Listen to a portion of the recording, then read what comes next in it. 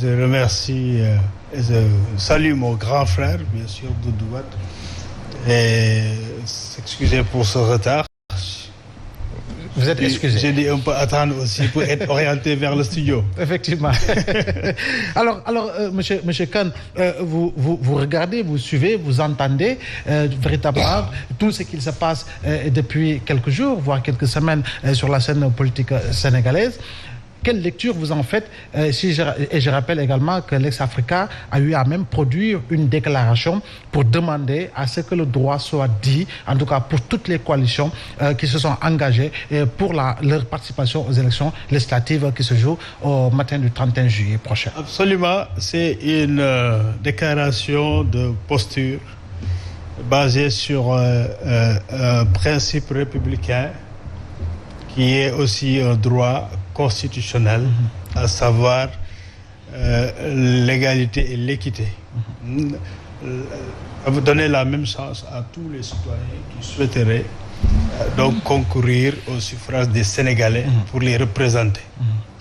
C'est un principe décliné sur le plan constitutionnel qui est également en phase avec d'autres principes déclinés dans des chartes pour la démocratie, bonne gouvernance, auquel le Sénégal a vraiment souscrit. Pour dire que le débat qui se pose devrait être un débat simple. Si tous les acteurs acceptaient de se résumer tout simplement à l'essentiel, à savoir le respect de la loi, qui est général et impersonnel.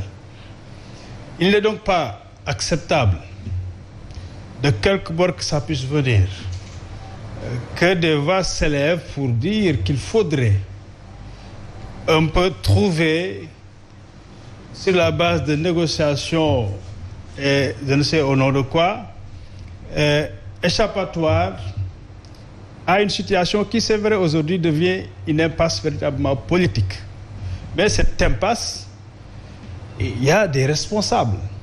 Et aujourd'hui, ce sont les responsables de cette impasse qui voudraient que, sur le dos du peuple, qu'on puisse quand même leur permettre de se retrouver entre eux, de fouler aux pieds les lois de notre République pour tout simplement poursuivre des objectifs qui ne tournent qu'autour d'enjeux politique. Mais est-ce que ce sont ceux-là même qui sont engagés justement dans la course qui ont formulé une telle demande?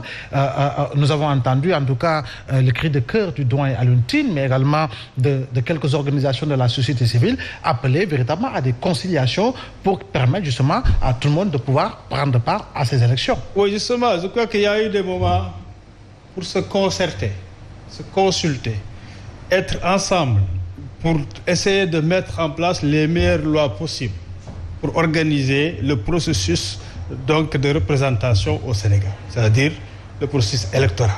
Il y a eu les dialogues politiques en 2016, après avoir constaté bien évidemment ce grand chaos qu'on a connu en 2014, où la loi a été foulée, des élections organisées un peu n'importe comment, dans le désordre. Ça a fait mal à tous les Sénégalais, à tous les citoyens qui sont épris de démocratie, parce que ça entache notre trajectoire démocratique. Nous méritons mieux que ça. Malheureusement, aujourd'hui, en 2022, on s'engouffre davantage dans la médiocrité. C'est comme ça qu'il faut l'appeler. Parce que travaillant à complexifier un processus électoral, finalement, les acteurs eux-mêmes n'arrivent pas à respecter la loi. Et ayant fauté sur ce plan-là, ayant prêté le flanc, aujourd'hui, voudrait que quand même qu'on revienne sur les règles alors que le jeu est déjà lancé. C'est ça qui n'est pas acceptable. Donc aujourd'hui, on est en plein jeu, le jeu politique est lancé, les règles sont prédéfinies. Sur le terrain de jeu, on ne peut pas changer les règles. Il faut que chacun accepte de respecter ces règles et que ceux qui ont fauté puissent avoir l'humilité d'accepter et reconnaître leur faute et maintenant de laisser libre cours au processus d'aller jusqu'au bout. Parce qu'aujourd'hui, si le Conseil constitutionnel s'exprime, c'est l'instance, en dernier recours, qui doit dire le droit dans ce pays. Après, une certaine organisation administrative qui a ses failles, Le Conseil constitutionnel même, on peut lui reprocher beaucoup de choses. Mais aujourd'hui, ce qui est important, c'est de maintenir et de sauvegarder un pilier essentiel de notre État de droit et de notre République, à savoir la justice. Quelles que soient ces failles. Parce que les failles, on doit les régler autrement, ailleurs, mais pas dans le feu donc de la compétition politicienne. D'accord. Alors oui, et Président, de ce point de vue, est-ce que vous ne pensez pas, comme le pensent certains, qu'il était plus sage d'aller véritablement vers des compromis en ne se limitant pas seulement à l'interprétation de la lettre, mais aller au-delà, autrement dit, interpréter plutôt l'esprit? Mais moi, je vous comprends. Moi, je ne comprends pas. Je ne comprends pas mon pays. Je ne comprends pas la société civile. Je ne comprends pas les journalistes. C'est compliqué. C'est vous qui êtes compliqué. Nous avons une constitution qui régit notre démarche et principalement en matière d'élection. Oui. Nous avons un conseil constitutionnel chargé de faire un travail. OK? Nous sommes allés à des élections. Les gens ont accepté malgré tout ce qui a été dit. Malgré tout ce qui a été dit, je dis bien, les critiques, les observations, les contournements des règles, tout, les gens ont accepté d'aller aux élections et de répondre à la procédure indiquée pour aller aux élections. Oui. Il y a eu des personnes qui ont été éliminées, des partis. Oui. Il y a eu des fautes des uns et des autres. Et nous avons continué le travail jusqu'à ce qu'une décision soit prise par le Conseil constitutionnel.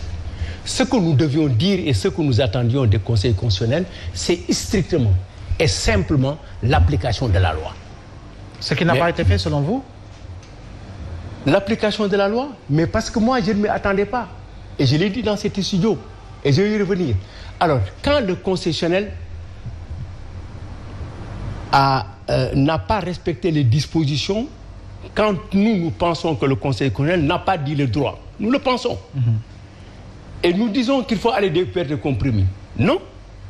Il faut exiger du Conseil constitutionnel qu'il applique le droit, sinon les citoyens n'ont qu'à manifester pour effectivement contrer le Conseil constitutionnel. L'expression populaire doit amener le Conseil constitutionnel à effectivement appliquer la loi. S'il y a des gens qui ont failli, ils sont éliminés. Mais il y a des gens qui ont été éliminés dans la procédure depuis le début. En milieu de procédure et à la fin. Avec la direction générale des élections. On nous a appliqué la loi en 2019 et notre candidat Karim Wade n'a pas compété. Pourquoi vous n'avez pas demandé en ce moment précis la presse et la société civile à ce qu'on puisse trouver des compromis pour qu'il soit candidat? Vous l'aviez dit. Et pourtant, la société civile et la presse ont participé à 2012, ce qui a engendré et nous a amené dans cette situation. Quelles sont vos responsabilités? Mais les médias, Président, n'auront joué que leur rôle. Leur rôle, c'est véritablement d'aller dans le sens de se limiter à donner l'information, mais également à interroger les différents acteurs. Abdoulaye, vous êtes bien formé et on vous a appris comment contenir une information. Comment faut-il la faire pour la faire parvenir dans un sens ou dans un autre vers le public? Vous savez que vous êtes des fabricants d'opinion publique. Oui. Donc par conséquent, tous les journalistes ne sont pas dans la même voie. Vous le savez mieux que moi. Vous avez des critiques sur des journalistes que vous aimez bien par leur travail, mais vous avez aussi des journalistes que vous n'aimez pas par leur façon de faire. Ce qu'il faut dire, c'est que ces gens-là ont des responsabilités sur la situation. Qu'on ne nous amène pas à la même situation. Moi, je pense qu'il faut que les Sénégalais puissent manifester contre le Conseil constitutionnel. Et je rappelle au besoin deux choses extrêmement importantes pour quand nous en soyons loin. Et la responsabilité est d'Ismaël Madior Fall. Oui. Comment? Oui. Vous savez, dans la Constitution, dans sa révision de 2016, il a été dit clairement que le Conseil constitutionnel est chargé de 2 et 2. Mais dans la loi organique qui organise le Conseil constitutionnel, il y a eu un article, l'article 24. Après que la Constitution ait dit que le Conseil constitutionnel peut recevoir des avis du président de la République.